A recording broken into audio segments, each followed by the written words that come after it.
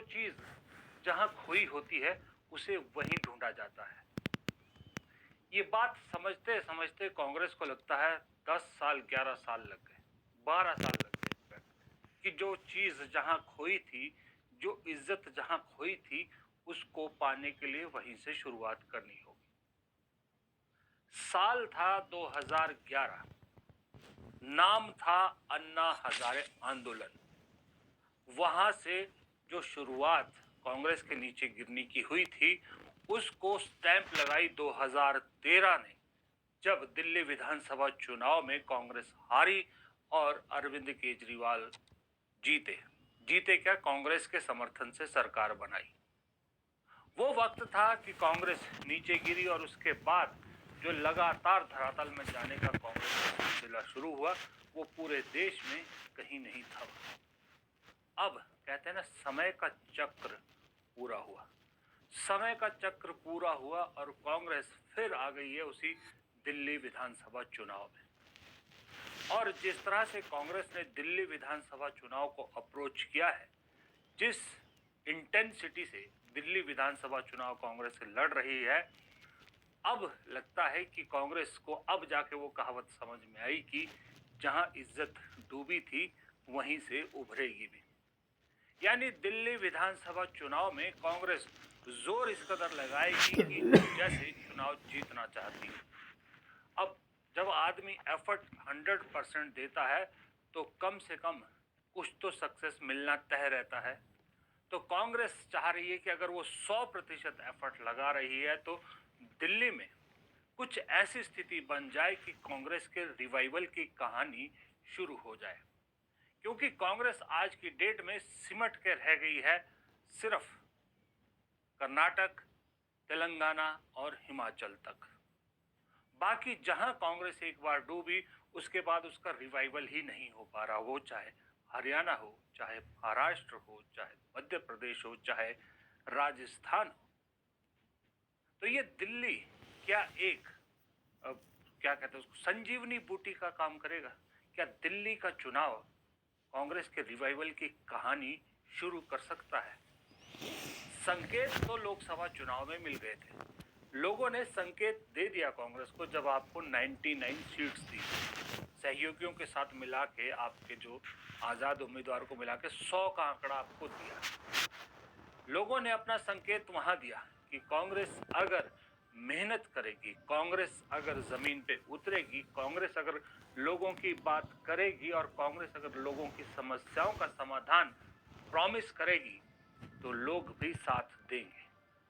उस लोकसभा चुनाव का खुमार कांग्रेस के सिर ऐसा चढ़ा कि वो हरियाणा में भी अपने आप को जीता जिताया महसूस करने लगी और महाराष्ट्र में भी। लेकिन वो कहते हैं ना कि कई बार आपको बड़ी ठोकर लगती है तो उस ठोकर की तात्कालिक दर्द तो आपको महसूस होती है, लेकिन वो ठोकर आगे आने वाले सुनहरे दौर के लिए या आगे आने वाले अच्छे भविष्य की तरफ भी संकेत करती है, या आपको एक सबक देती है कि आगे अब आप देख के चलिए।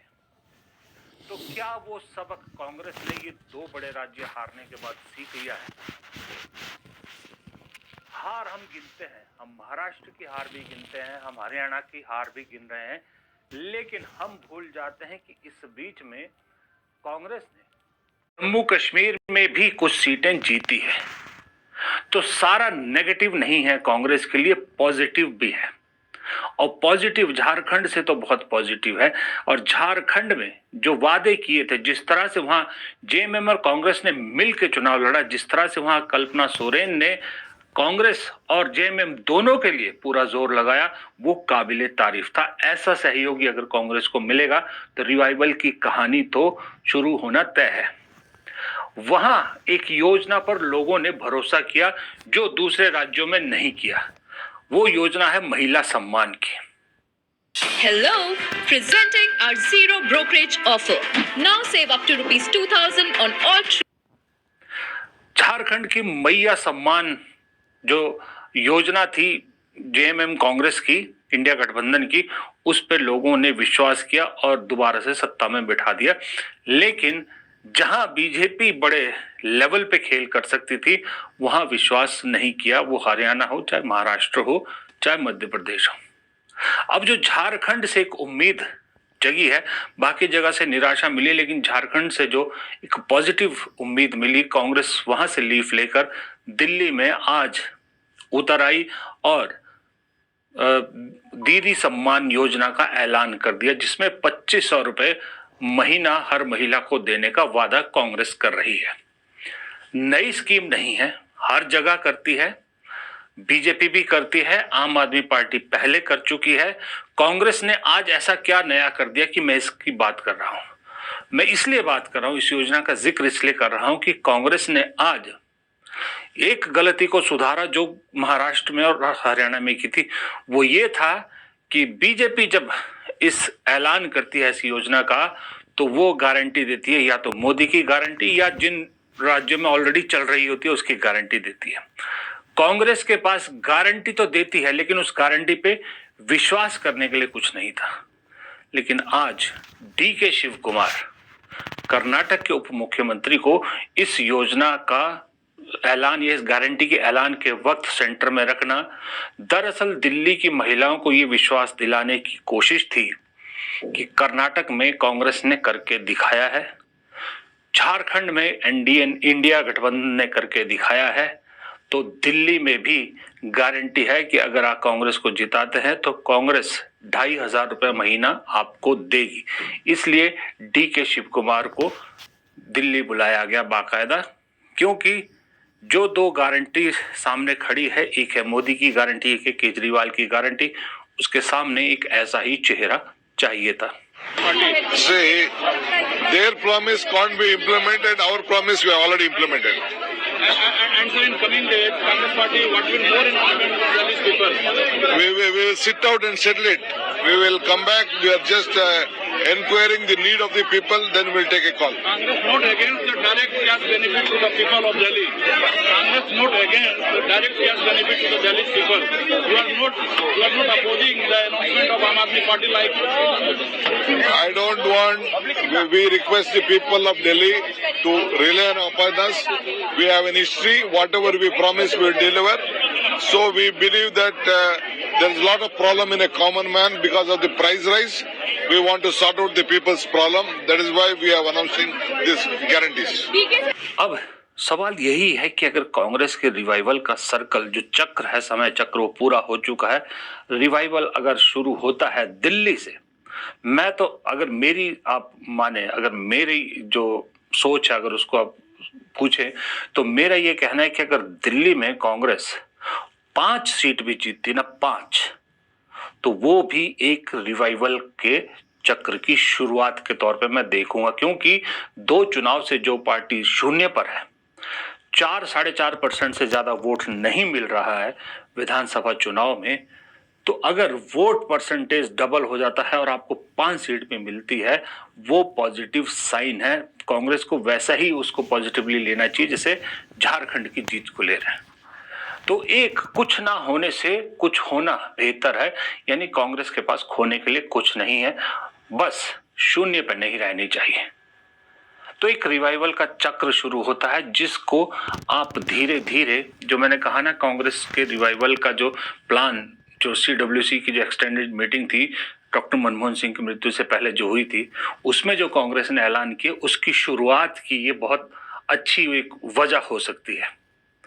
अब इस दौरान कुछ हारेंगे, कुछ जीतेंगे, जाहिर सी बात है, लेकिन ये दिल्ली का मोमेंटम बिहार तक पहुंचना तय है और कांग्रेस की रूपरेखा बदलना भी तय है कि जब अगर कांग्रेस को लगेगा दिल्ली में अगर बड़े चेहरे, सारे बड़े चेहरे उतार के कुछ फायदा होता है, तो आपको हर राज्य में अब ऐसा दिखाई देगा कि कांग्रेस के बड़े चेहरे अब जो एसी रूम में बैठ के जो है ना प्रवचन देते थे, सब आपको मैदान में दिखेंगे।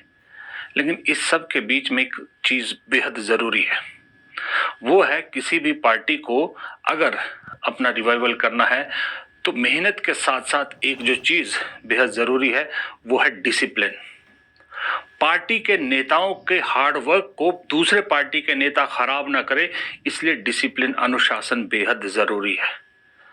लेकिन कांग्रेस में सबसे बड़ी दिक्कत यही है कि कांग्रेस अगर एक कोई अच्छी चीज करना शुरू करती है तो कहीं ना कहीं कांग्रेस का कोई ना कोई नेता ऐसा काम कर देता है कि कांग्रेस का मजाक बनने लग जाता है।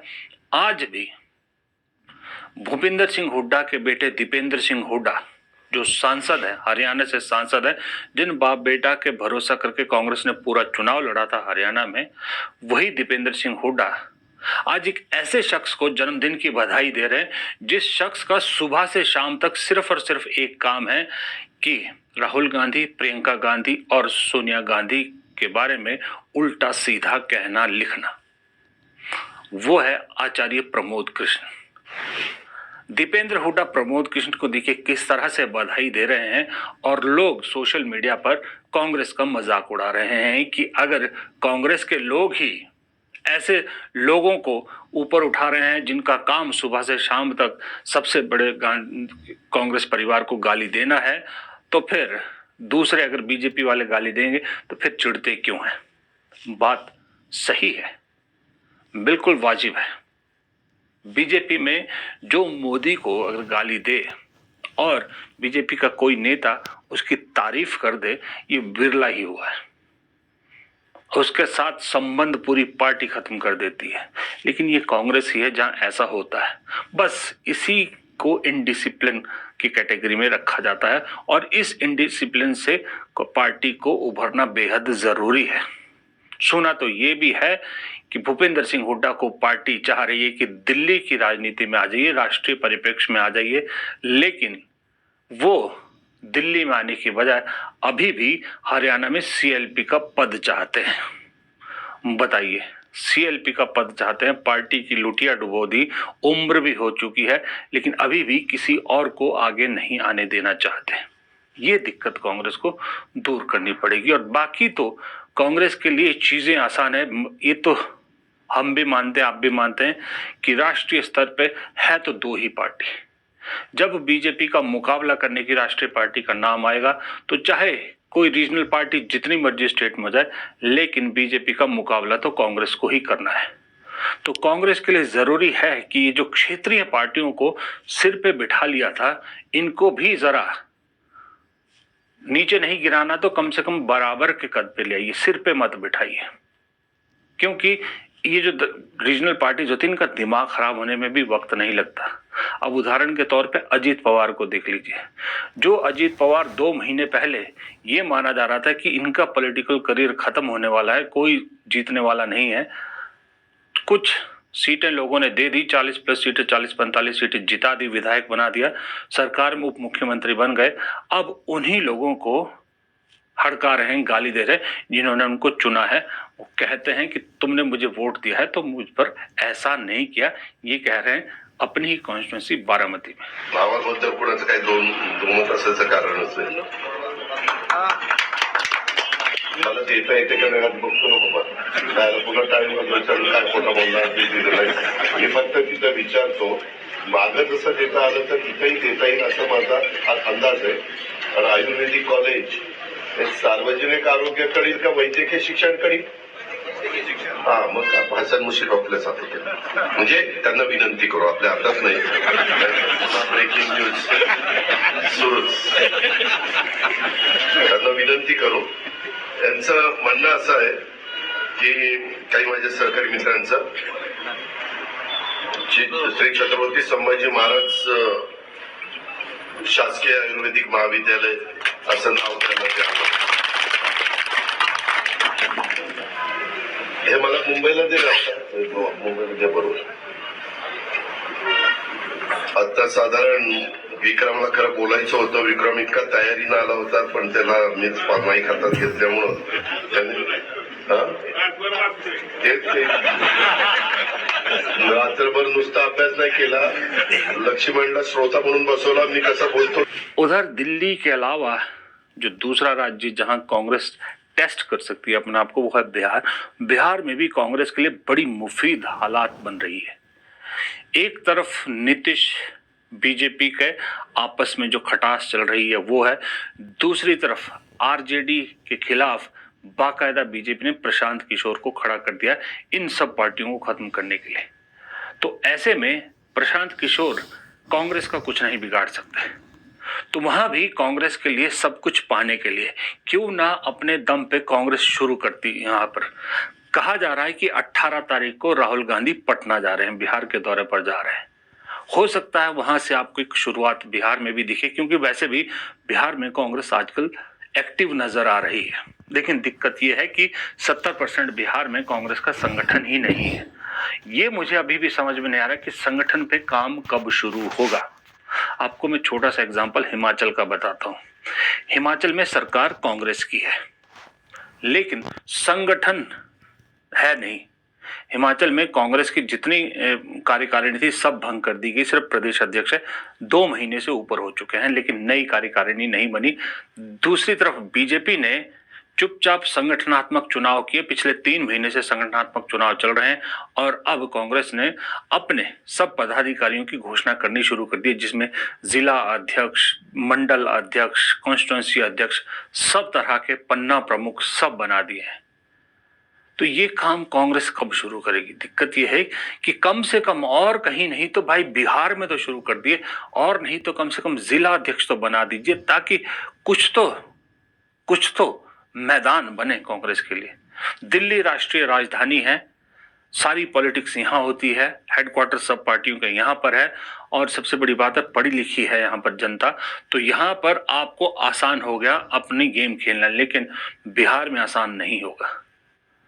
इसलिए अगर राहुल गांधी 18 तारीख को पटना जा रहे हैं तो फिर उन्हें ये तय करके आना होगा कि अगला दौरा वो ठीक 1 महीने बाद जब करें या 1-1.5 महीने बाद जब भी अगला दौरा रखें, तब तक कम से कम जिला अध्यक्ष तो बन चुके हों बिहार में, तब जाके लड़ाई लड़ने का मजा आएगा। वरना राहुल गांधी बिना हथियार से कैसे लड़ पाएंगे?